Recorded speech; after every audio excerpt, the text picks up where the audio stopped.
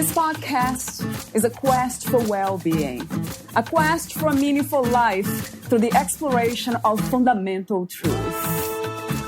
Enlightening ideas, insights on physical, mental, and spiritual health. The inspiration is love. The aspiration is to awaken new ways of thinking that can lead us to a new way of being well. Welcome to Body, Mind, and Soul Healing Conversations.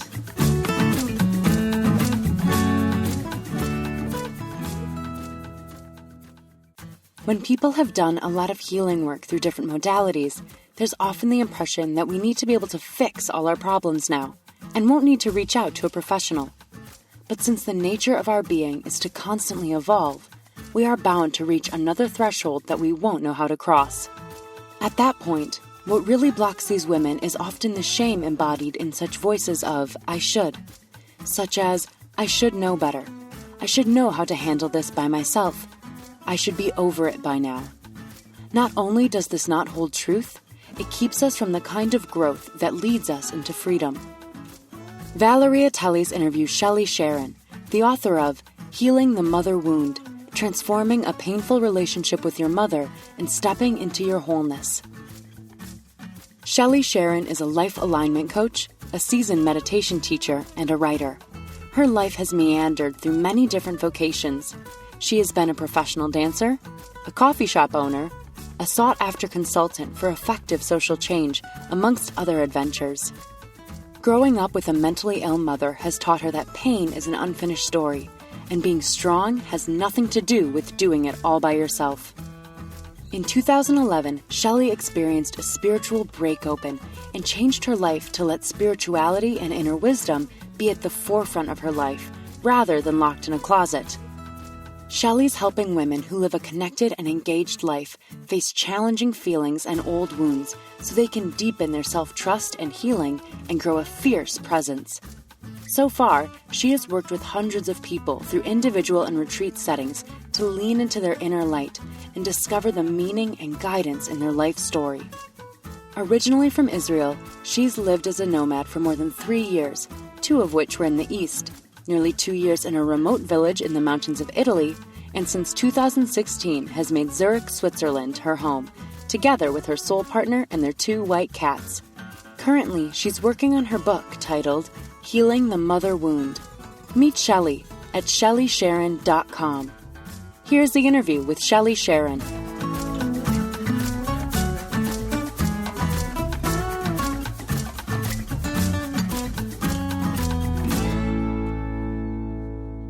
In your own words, who is Sharon? Oh, wow. Shelley is a heart naturalist. She's a poetess of the present moment. She's a sucker for drawing meaning out of anything possible in life. And eventually, before anything and after all, she's a human. And a human that experiences things and meets life as far as possible as it is. What do you think the mind is and thoughts are? Well, it's kind of like difficult, and I'm not sure I would even like to define the mind. Perhaps I would like to characterize the mind and say that just like everything else, the mind is everything else, or it is everything, and its greatest capacity or its greatest quality is reflection. So if there is lack of clarity, if there is confusion, if there is sadness, if there is disconnection, then the mind will reflect that. And it will transmit that, which is another quality of the mind, through everything that we say or we do, So the mind is sort of like some kind of a channel, and we have different channels, right? We have the heart as a channel, we have the nervous system as a channel, and the mind is a very specific channel in that sense. And it speaks or manifests a big part of its activity through thoughts or thinking. Let me see if I understood what you explained about the mind, what that is. And it's a reflection of what the body is experiencing in a way. It tries to translate and to interpret the experience of the body. Would that be it? Yes. I would say that captures most of it. I'm kind of like tempting to say that the mind probably captures not only what the body is experiencing, but yes, definitely as humans, our body is the receptor of all other experiences that we have. So even if there are more, I'll say even celestial experiences, right? Those that are beyond our immediate senses, then yes, it reflects that, but it also transmits that. What is your idea of spirituality these days, Shelley? Whoa. You know what, to be honest with you, my idea of spirituality is the contact with the most simple gestures of life. Like what we're doing now is spiritual, but not just because we're engaging with spiritual content, but because there is contact with one heart to another. And earlier I was giving supper for my cats, and that is also spiritual, you know? It's a form of care and it's a form of connection. Even, I don't know, me wearing these clothes, it's some form of spirituality because there is some essence and substance to it. So I'm less interested in looking for divisions, like what is spiritual and what is not spiritual in that sense. So to me, I can say that spirituality is really when we're extracting the fullness of the contact, what we're coming in contact with. The wholeness of it, right?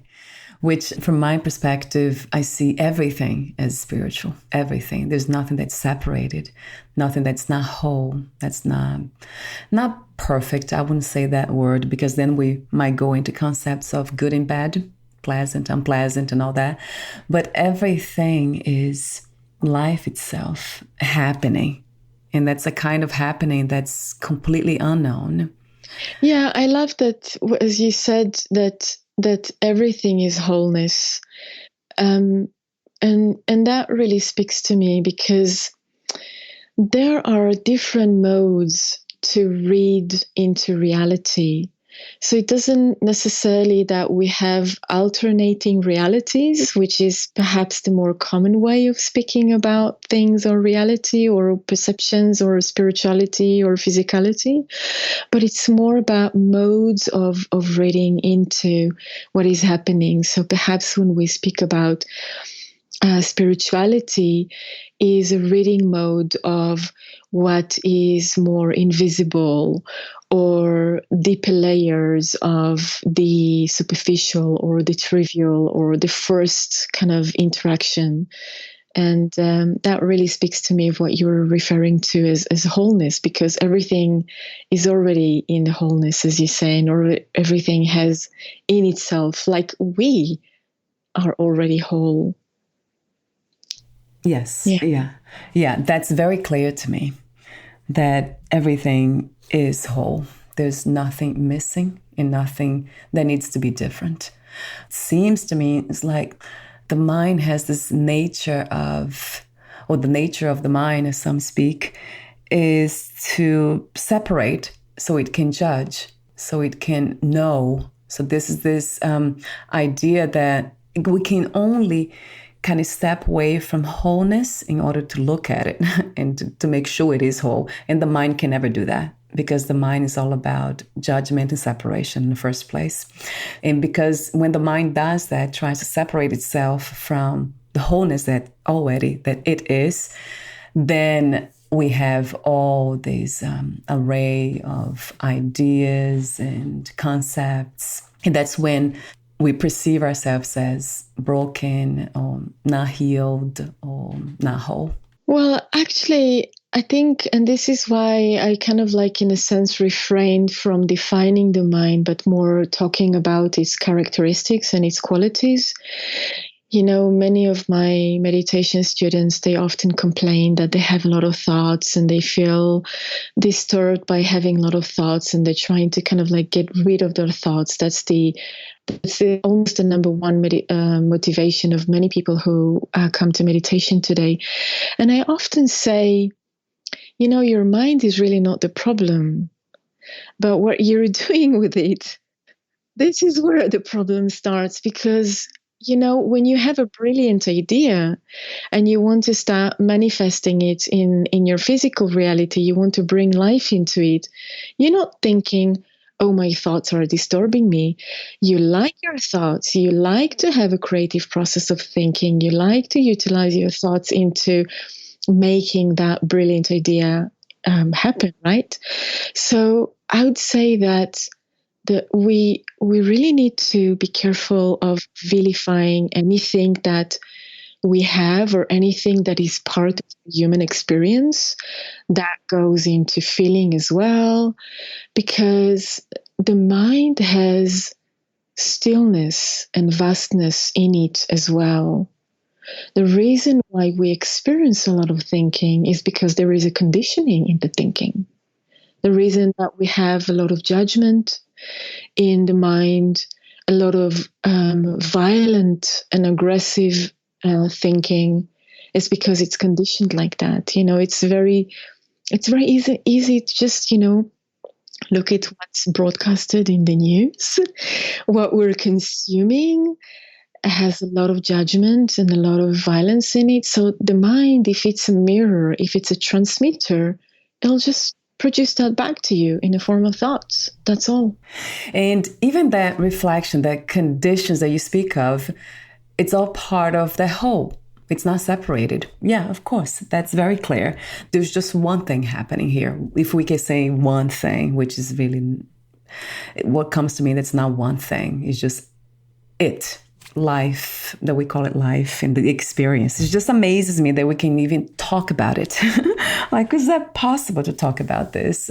So healing. What is healing to you, Shelley? And what are some of the misconceptions about healing that we have? Oh, I love this question because I love so much talk about healing.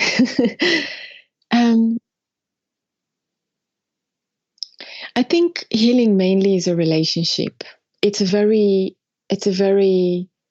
unique form of relationship. And that relationship is about coming home to yourself, finding a home within yourself. And we keep coming back to the word wholeness. It is that capacity to experience that sense of wholeness and to embody it in your daily life. I think one of the biggest misconceptions of healing is that something is broken and I need to fix it. Something is wrong and I need to become better of what is wrong. One of the common kind of like mantras or slogans of today is that I have to say that I really don't like is that become a better version of yourself. Yes. Yes. Oh my God. And I've said that forever. I think it's because, on one hand, it's kind of like, it already says that what's happening to you now, who you are now, what's happening in your body, what's happening in your life, what's happening in your feeling, in your energy system, it's not good enough. That not only is it's not healing, but it just brings more pressure, more judgment, more friction, more suffering. That is the opposite of healing to me. So becoming the better version of yourself, or better, or in any way, anything that brings us onto the scale of comparison, of judgment, is not healing for me.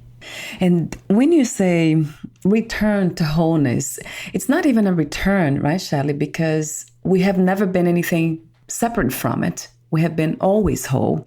So I'm wondering what words to use. Would you say realize, or because not even experience, because it has been the experience already, even when we didn't feel whole, we're already whole. So I'm wondering what words to use here. Yeah, I think realizing is a good word. It's when something becomes real.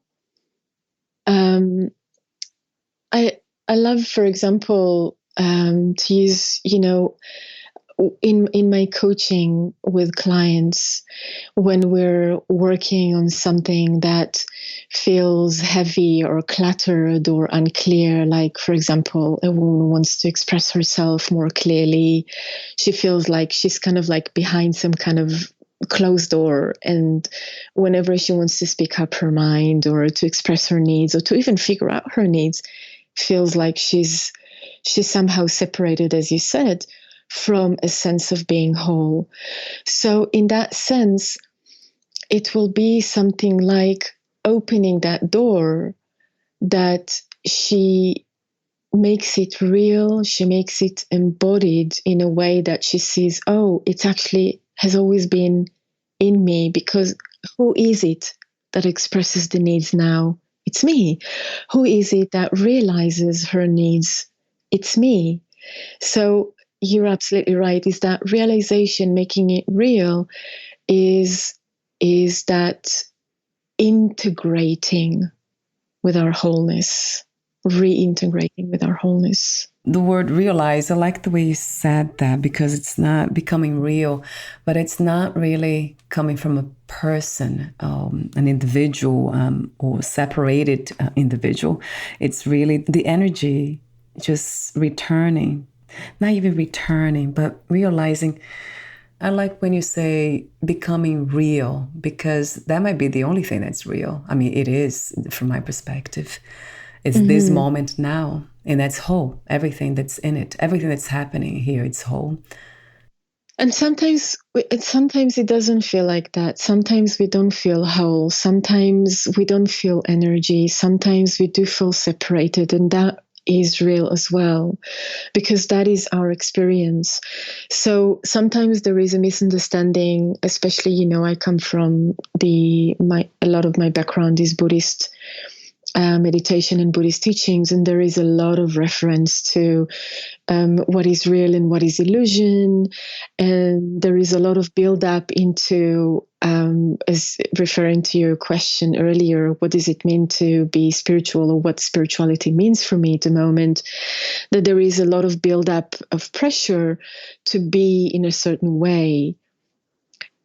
And if I'm separated now, if I feel separated, if I feel lonely, if I feel sad, that is part of my reality, and I don't want to deny that. So, if that is the experience in the mind, then I would like to actually start from that.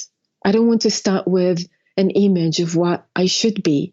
Again, coming back to the real healing is to start with from where we're at now and understanding the depth of that experience, and extracting the meaning or the teaching or the guidance that is in the experience, embedded in the experience. Starting from that will be very real for me. We're speaking about the same thing, because it's not separate anyway. So it's whole, that is unconditional. So everything is possible. We can experience anything, but it's even the thought, the feeling of not being whole, it's also whole, which is, to me, is a wonderful realization when we get to know that from not even know because there's no one to know, but it's, when we realize that, it really feels, Shelley, like it is an illusion. It is, like a lot of teachers say, a dream. It's not that this is not happening. It's just that it never happened. It's just a happening. That's what it seems to me. It's unfolding. It's the unknown here now. Yeah, I totally agree with that. I mean, that has been my experience, and I like to talk from my own personal experience rather than to have a kind of like hold on to conceptions, because there were times that I didn't think and I didn't see I didn't realize that it's a dream.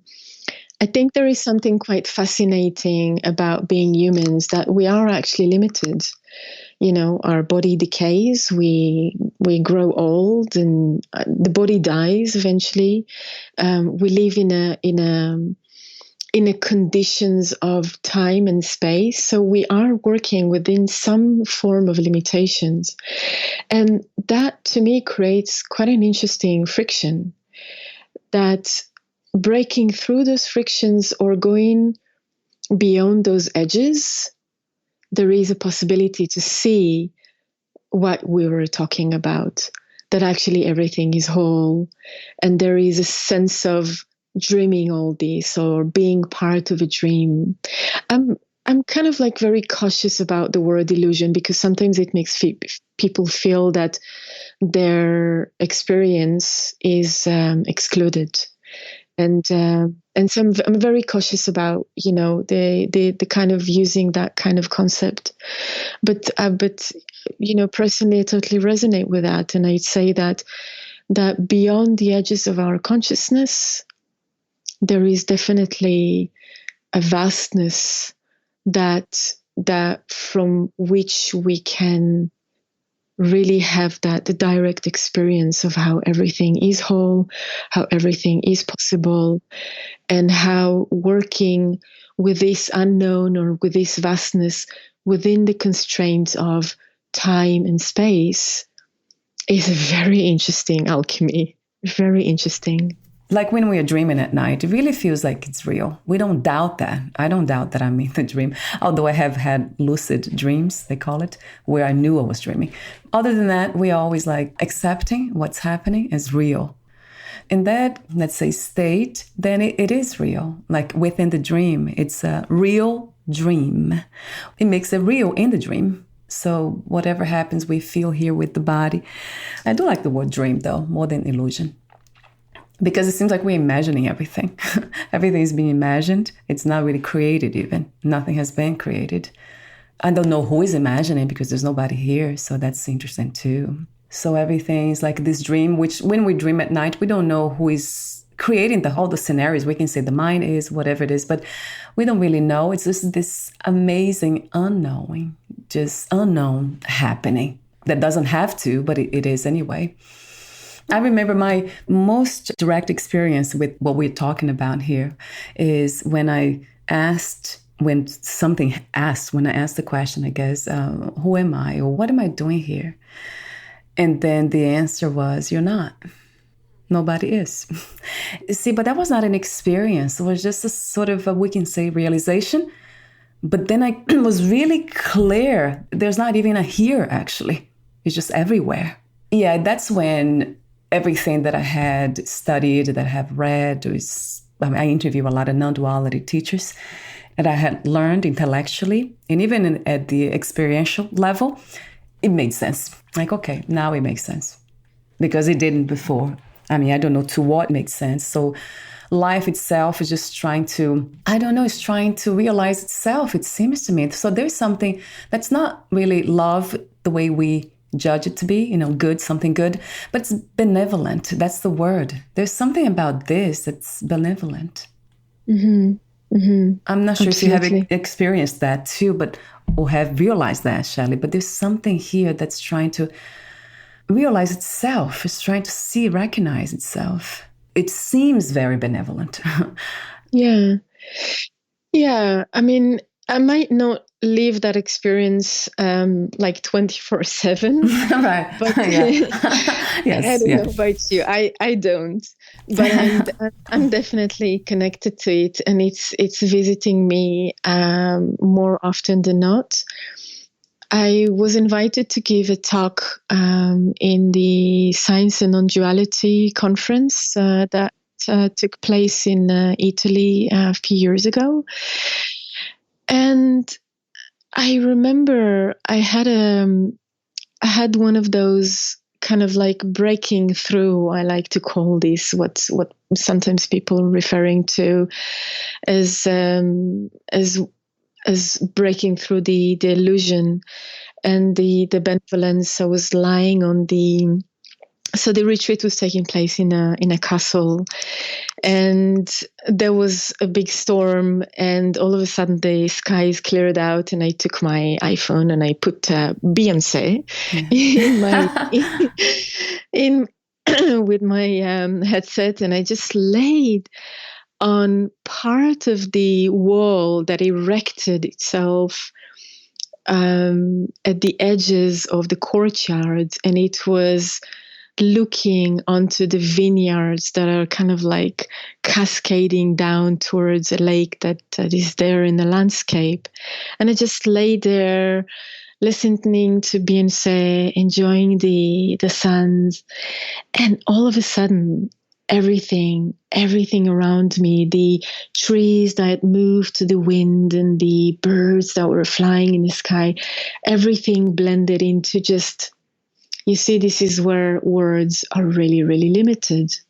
And all I can say is that blended into that benevolent existence that just didn't separate between me or the birds or the people down in the grass that had the workshop, or what happened before and what happens down in the vineyard.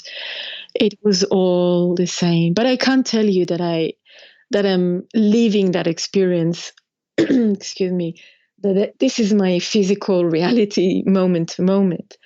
But there is a baseline that has been transformed through that experience and other experiences that I've had that are carrying me throughout my daily life when I need to pay my bills, or when somebody says something that is, unexpected and perhaps inconsiderate, or, all these kind of like little moments of life that we might not put them under the category of spirituality, but they are definitely part of that benevolence, or that whole, or that same reality that we're kind of like trying our best to describe with words. That's the experience. Yeah, I have had them too, the experience.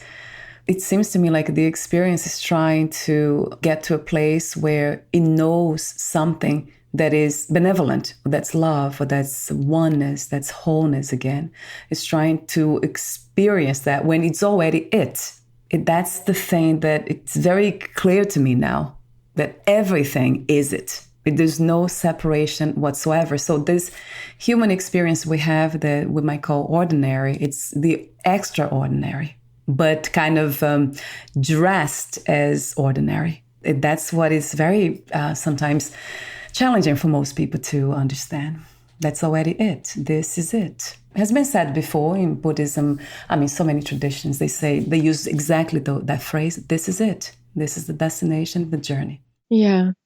Yeah. And I want to say that I appreciate that challenge. And again, I face that challenge myself during the day, because, that's part of my experience. And I appreciate that challenge. And I would like to add that if there is anything that the experience wants to get to, is not necessarily that it wants to get to, but it wants to evolve. Like there is a constant stream of flow. And just as we are growing, and we tend to perhaps see how we grow with age, or how we grow with our income, or how we grow with our diplomas or the status, so all these kind of like mundane things that we normally count, what also grows at the same time is that flow of wholeness, or that flow of life, or that flow of experience. And it grows in the same way. It grows in parallel. So it just brings me back to that thing that, in my view, in my perspective, there are different modes of reading reality. And I would say that to my understanding, even Buddhism, what it says is, doesn't say, I'm excluding your expectations, or I'm excluding your desires, or, one of the things that sometimes people, I think, have a misconception about what it means, or what is the goal, quote unquote, that it's not excluding that, but it reads into the depth of these experiences to see how it reshapes our sense of wholeness. Yeah, that goes back to perception, right? How perception evolves, the perception of wholeness itself. I think that's the fun. That's what the fun is in a way. The meaningful fun, I call it, or spiritual fun, which everything is. It's that exploration and that sincere desire to stand in the unknown and have fun with it. That to me is like, can I really stay here? And I hear what you're saying, that sometimes, yeah, there's this, I feel this movement. That's what it is. There's the dream, whatever's happening here is always moving. There's a movement. But then there is the wholeness, that unconditional, that's not a center, that's not a point, it's anywhere, it's everywhere, that never changes. It's always there. It's still, and it's everything, contains everything. It cannot be seen, it cannot be experienced. That's why the words, that we cannot say, like I cannot say that I experienced what I speak about. It was not an experience. It was not a knowing either. I don't know what that was. That's the unknown itself, I guess. Trying to become known, but it can't because it's unknown. It can't be known. So let's talk about your work. You write in a book, Healing the Mother Wound, transforming a painful relationship with your mother and stepping into your wholeness. Talk to me about the main inspiration and also intention of writing this book. Mm-hmm. That's actually a kind of like an interesting story of how things can reincarnate and become something that you actually didn't even dream it, and reality dreamed it for you. I wanted to find a way to translate some of my coaching work and what I see that is coming up often in my work with women into a video course. And I started working on that course, and I more or less kind of like finished writing the whole flow for that. And it was really around how women who have had a difficult relationship with their mother in their childhood are still carrying a lot of the unresolved relationship, and how it's embedded in their life questions that they have and the challenges that they have as adult women, like difficulties to trust other people, even if, the loved ones or the good friends,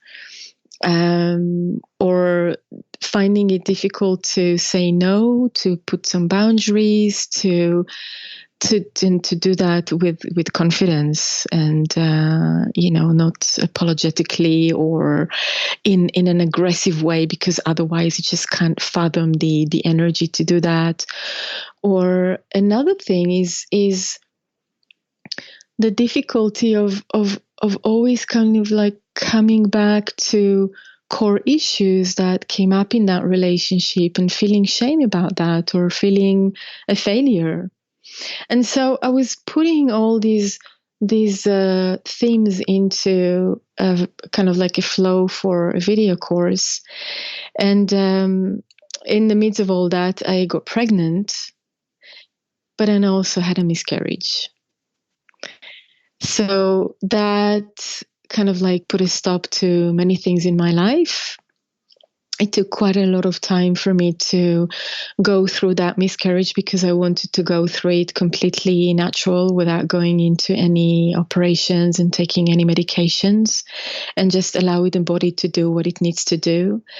And not to mention that I was heartbroken. So by the time I was kind of like coming back to my work and to this course, I realized that I just don't have the energy to pick it up, and I put it aside. And then the 2019, I think the famous year started, and and I thought, okay, I will take a marketing course because I think it'll help me put some fresh energy into my work. And part of the assignments of the marketing course was to focus on one thing and to really focus that throughout the course. And I decided to take the video course that I planned and transformed it into an ebook. And as soon as I started writing, I realized, no, actually, in 1 month, I wrote almost 20,000 words. That's not happening into an ebook. That is a book. So that was how it evolved. And the inspiration really was to give something that would perhaps put at ease some of the shame or the difficulties that women who've had a difficult relationship with their mother, a neglected relationship, an abusive relationship, and to see how these difficulties that they've had in their childhood are manifesting in their adult life, and to really have a deep understanding, an embodied understanding of why this is not something that we have to feel like a failure or ashamed if we haven't resolved it yet, or if it's coming back in different forms or different intensities, and also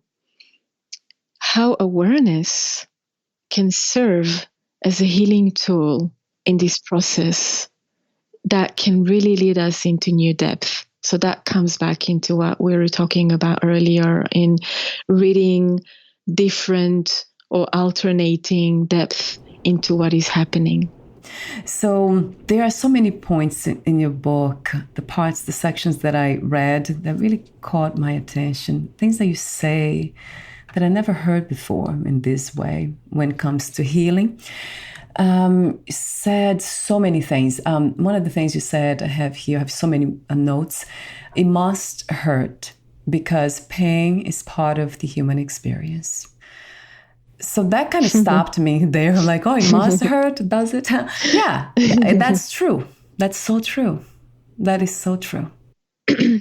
Yeah, I think we like to have this fantasy, and I'm really happy to hear that this resonated with you, because there is this question that comes often from my clients, and often it comes from in the form of, so let's say I work a lot with what I call guided awareness. So it's kind of like picking something that comes up in a session and putting this under a very intentional observation throughout your daily life. So something that is very doable and very kind of like blendable with your daily life.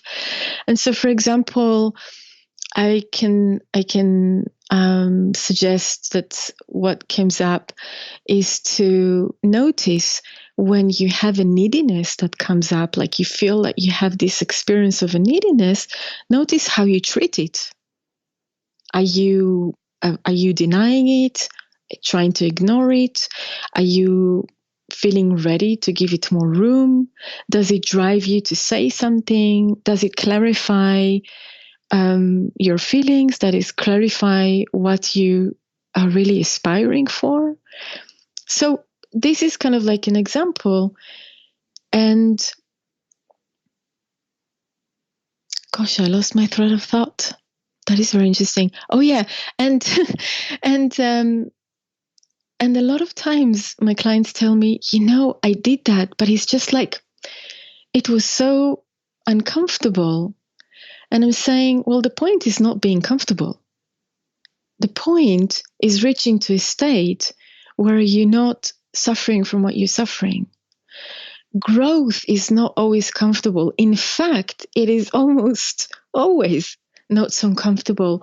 So if you ask me, must it hurt? To a great extent, I would say yes, because if it's not going to hurt, you're not going to move.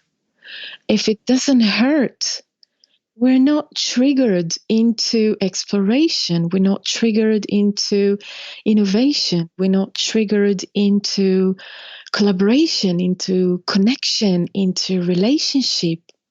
We're static. Yeah, in the human body. Yes, absolutely. Yeah, it has been the experience here too. Yes, that's when I moved, when I got hurt. And for so long, I stayed hurt. And that's why I really love this work of healing. We call it healing, which is you call the process of awareness, becoming more aware of the processes of what's happening. Talk to me for a moment, Shelley, about the interesting ideas that you bring to this world of healing. You call the 3 healing mindsets. I hope I got this right. I think you call the moon mind. It's 1, 2, wonder mind, and then the ease mind. Would you like to disclose some of these concepts here? Or yeah, absolutely. So, it's interesting how we get prepared for everything in life, yeah. right? Yes, for sure. We have preparation for kindergarten, right? We have preparation for school, and then we have preparation for university, and then we have preparations for weddings, and we have preparation for career, and we have preparations for everything, but we don't have a preparation for healing. Nobody prepares us for healing. It's kind of like, I'm going to go to the therapist or the coach or the healer or the priest, and I'm going to get healed. But what kind of preparation? What is my initiation? How am I going to be a participant in what is happening? How am I not going to replicate the same kind of submission that I have everywhere else in life that brings me into this narrowness that doesn't allow me to realize my wholeness? How am I not going to get into healing with the same state of mind? So I actually start my book with the 3 mindsets, the 3 healing mindset that I think that are most crucial to be prepared to initiate ourselves into healing, so we can discover also our inner healer, because we are all healers. Yeah, we're all healers. Just think about the hug that you give someone, right? It immediately melts somebody, and it just gives so much. And we put healing, in a sense, on some kind of pedestal. And that is also one of my intentions, that healing is not, again, as kind of like a separated concept from who we are, but it is part of who we are, and we realize that. So the first mindset is what I call moon mindset. And I use that as a metaphor because the moon waning and waxing, and it's constantly filling up and emptying out, and filling up and emptying out. And that is just such a beautiful way of realizing what is happening to us in life. This repetition of core issues, this repetition of difficulties, these repetitions of habits, this repetition of choices. Also, right? Beneficial choices, skillful choices. So the moon mindset is, as I'm guiding you in the book through how to embody that moon mindset. So if things are coming back to you in life, you have that capacity to be ready for that, to embrace that. And then the wonder mindset, the second mindset in these 3 pillars of healing mindsets, is that ability to look at things and see their beauty, to see their splendor, to question, to put question mark, not because we want to bring doubt and lack of clarity, but the opposite, to increase clarity by not taking things on face value, by being ready or being willing to kind of like transition into another state of seeing things. And I think this is really also like where we begin to see a lot of the things that we were talking about at the beginning of our conversation, that what we see has so much depth to it. And if we are sinking through all this depth, we can see, wow, it's a dream and I'm dreaming all that, or someone's dreaming all that, right? And so the third mindset is mindset, which I think is kind of contrary to everything that we've connected to, that everything is hard work, that everything has to be worked hard for, that I need to work hard on myself. I'm going to healing because I'm working on myself, right? It's kind of like the figure of speech that reflects the state of mind that we have around healing and around that becoming better, about betterment.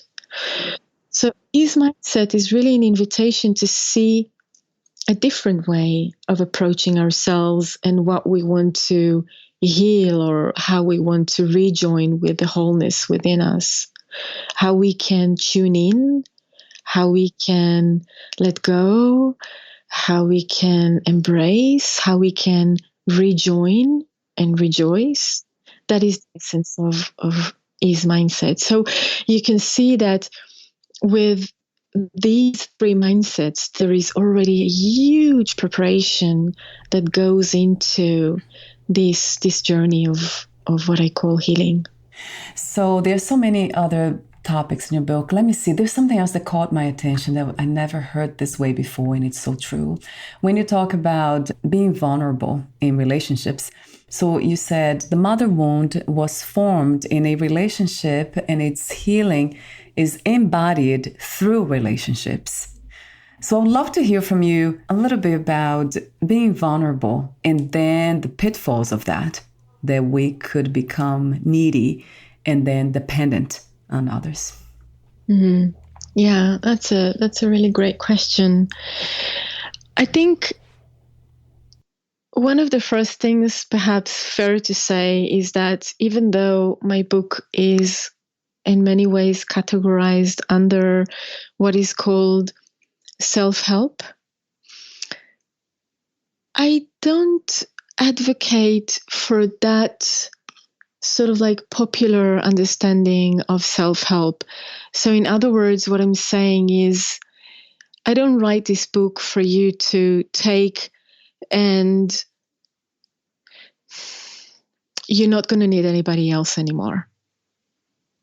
Like, you're not going to need to ask for help. You're not going to need others in whatever forms, whether it's a professional or loved ones, friends, or your neighbor, whomever it is. You're not going to need them. I don't advocate for that.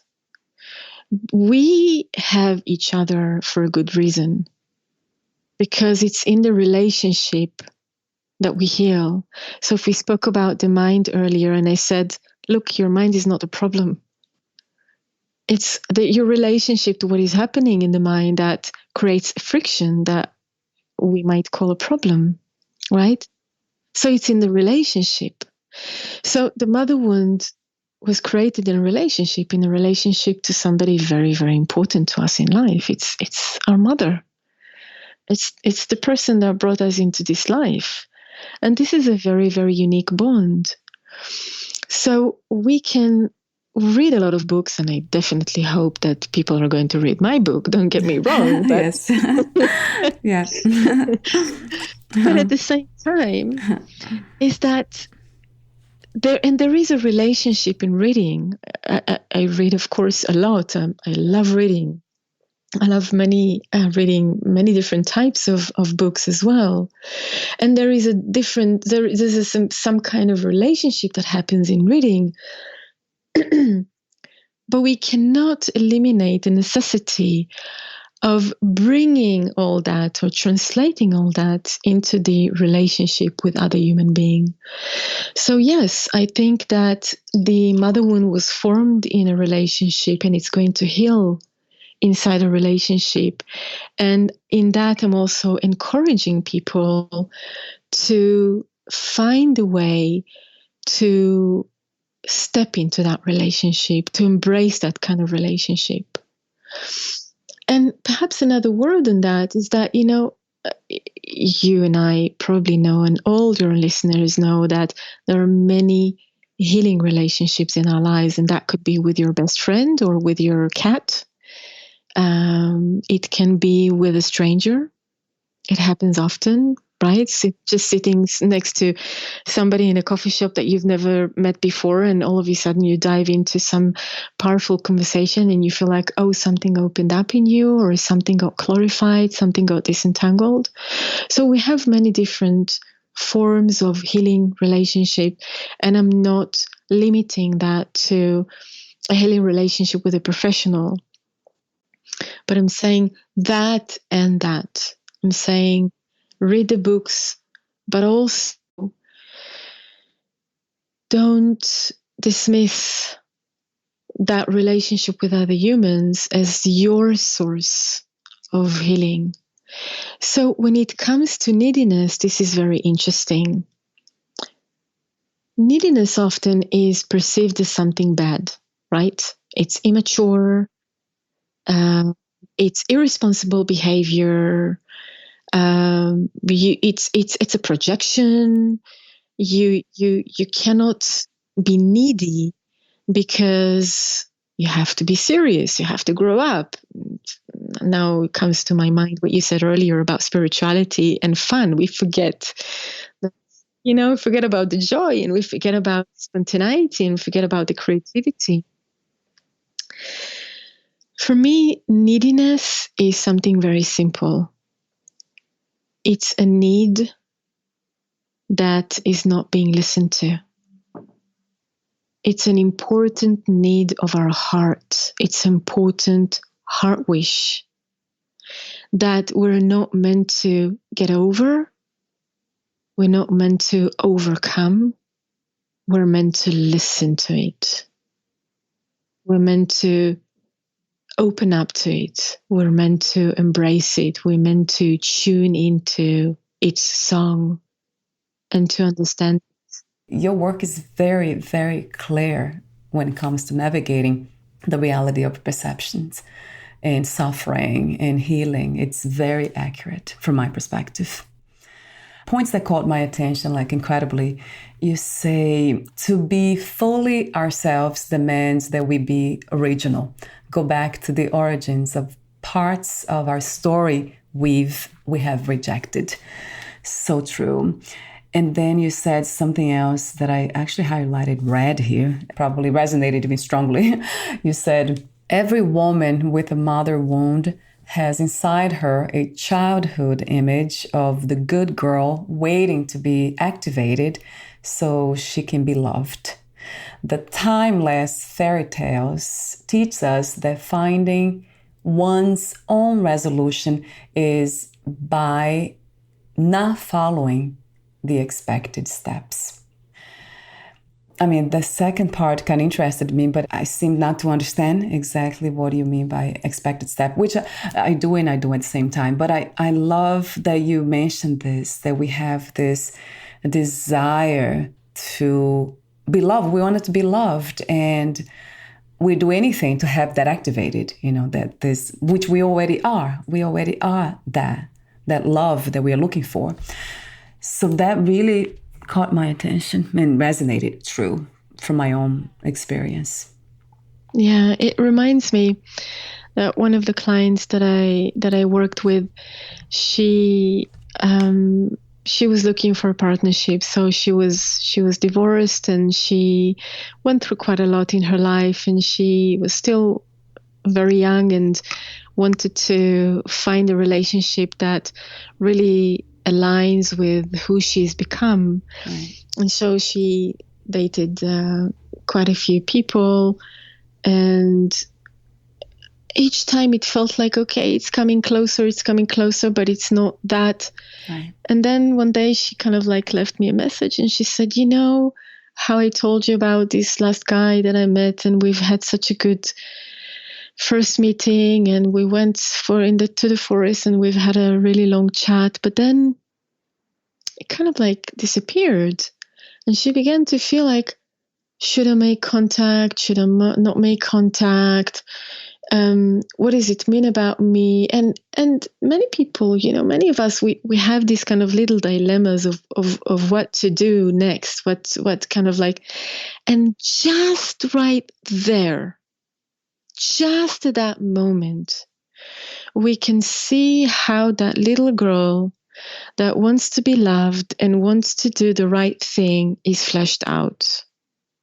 Because me saying, I need a connection, feels like I'm going to chase that person away because maybe they're not going to appreciate me. Maybe that's not what expected of me. What expected of me is if I get silence, then I should be silent as well. Right? And this is just an example to kind of like dress up something that happens to so many of us. And it happens in many different forms, in many different details. And you can translate into, conversations with your boss or how to take the next step in your career. But just right there at that moment, it's kind of that little girl that feels afraid of doing the wrong thing. Because if she does, she's not going to be loved. She's going to be abandoned.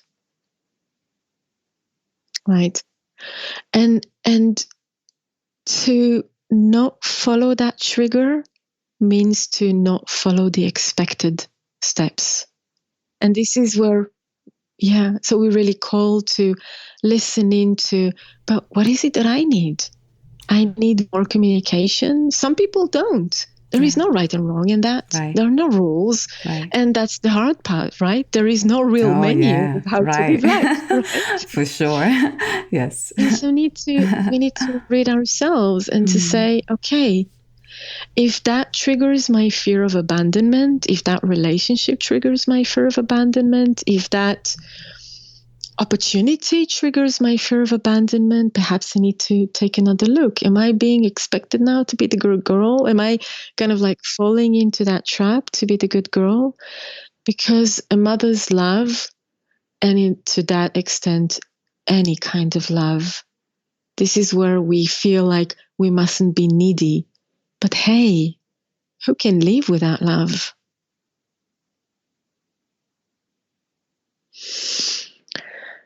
Oh, love. How do I define love? Again, I will avoid defining it. The Buddha in the scripts, in the Buddhist texts, said something very poignant that came to me a few times during our conversation. So I'm going to put it out there.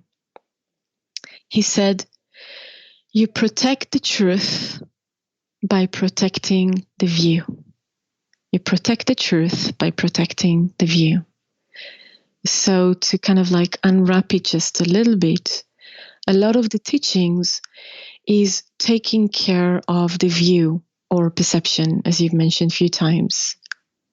Noticing that the perception that we have is not the truth with capital T and capital T. It's not the one thing. It's not the one absolute thing. It's not this single definition of the reality that is happening, because there are the different alternating realities, the different reading of realities. So when we are noticing the view through which we look at the world or understand what is happening right now to us in our lives, then we can understand truth. But we're never really able to say this is the truth because it's unboxed. Yeah. So I would say love is that thing that is unboxable. Yes, unspeakable. To that. Yeah. Yeah. And it is. Yeah. Yeah. To me, love is everything. It's everything. I use the word unknown for now. It's a simple word to use. It's amazing when we can get comfortable with that we don't know, but it feels good, or it doesn't, and that's okay. Good or not, it's just a flowing. It seems to me like it always going back to flow in acceptance of what's happening, how it's happening, unconditionally. That might be what we are trying to say here with love, but that's just the perception. So we're almost at the end. We didn't get to talk about boundaries. That has been one of my biggest challenges in the experience in the human body. Saying no, whoa, it might go back to that, trying to be good and nice all the time. So I'm not rejected and I get the love that I feel I need. And you're right about that. We all need that sense of belonging and love, but we already it. Love to how you don't deny the experience of relationships. So if we can hold those two ideas, that the paradox really, that we already hold, we don't need anything, but at the same time we do. So that's when the kind of the fun, the dance really happens. If we can be, like in Buddhism, they say the middle way, or in Zen Buddhism, I believe, I'm not sure. That might be what you are bringing here under this dress of healing. We are using the word healing, but basically you just kind of including everything, integrating everything. That's unconditional love from my perspective. The integration. I love when you talk about loss and grief, that's also connected to healing, and I never really, which it makes sense to me, but I don't hear that often. So you have so many fresh perspectives on healing that is really worth having more conversations about, and I hope we do in the future. And creativity, how that uncover limiting beliefs, so true. And I love how you added to, I can't stop mentioning because it's so interesting. You having a book, somebody that I never heard about, the actress and writer, Portia Nelson, I think her name is pronounced, not sure. She kind of puts that in 5 short chapters. Yeah, it's called, autobiography in 5 short chapters. Yeah, okay, that's the title, right? Yeah, the poem. That is just wonderful. It's the word I can use for it, because when I read it, I'm like, I never heard of this before. That resonates true. And then when I see chapter 5, I walk down another street. That means the change of perception. Now you're shifting. Now what we call consciousness, the awareness is just kind of completely shifting, really. Now we're talking about this it's almost like a rebirth from my view, right? It's your rebirth. Before I ask you my last final questions, Shelley, would you like to add anything or read a passage from your book that's not published yet? Yeah, you know what comes to me is to perhaps read the end of Is Mind, where I offer this form of a blessing or an offering. Oh, it's beautiful too. Yes, yeah, the very end. Right. Mm-hmm. Yes. Please. So I'll start with the last paragraph before I go into this offering. I love the expression falling in love. Love makes us rise. It gives us the feeling of standing up on our feet, ready for anything. Falling in love describes the physics of love.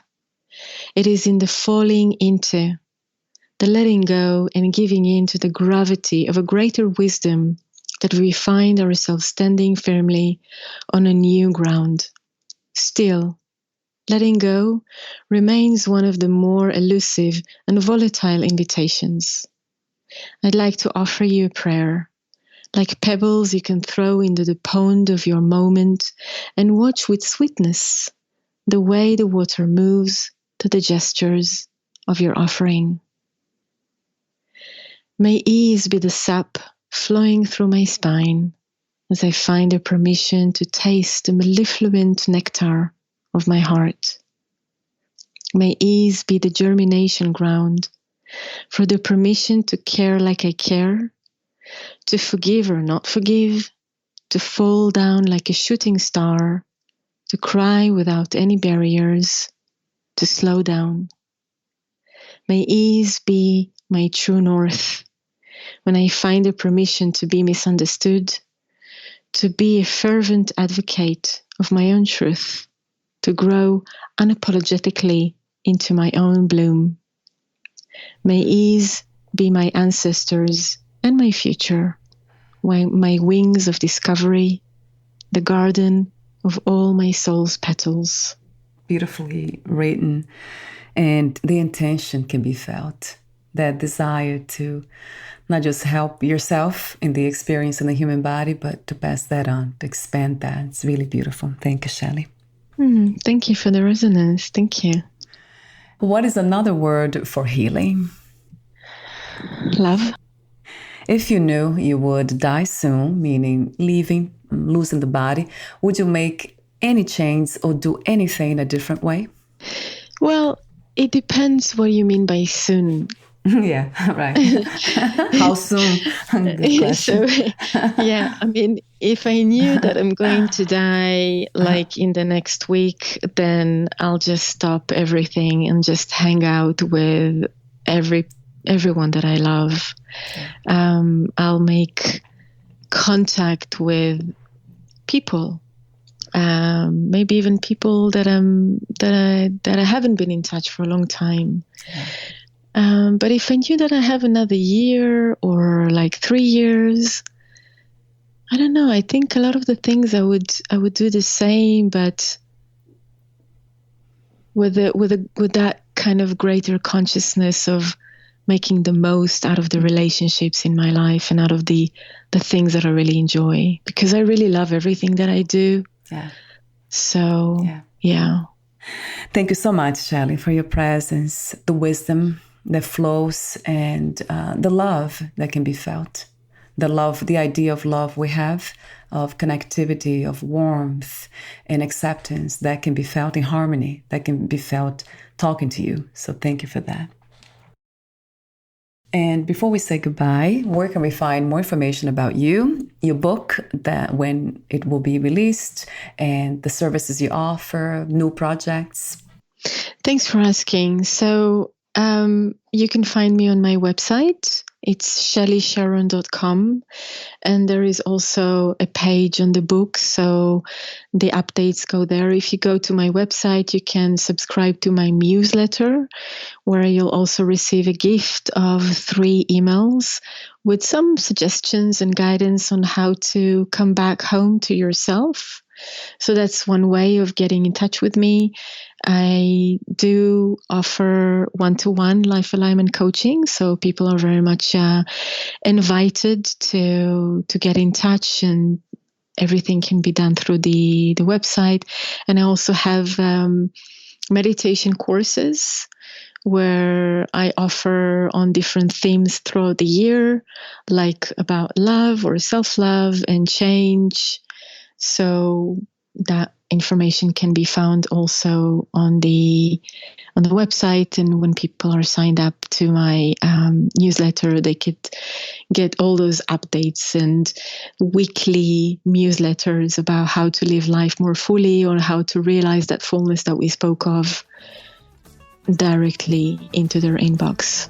I'll have the link on your podcast profile too. Thank you so much again, Shelley. We'll talk soon. Bye for now. Thank you. Thank you for listening. To learn more about Shelley, Sharon, and her work, please visit shellysharon.com. To learn more about this podcast, please visit fitforjoy.org/podcast. Thank you again for listening, and bye for now.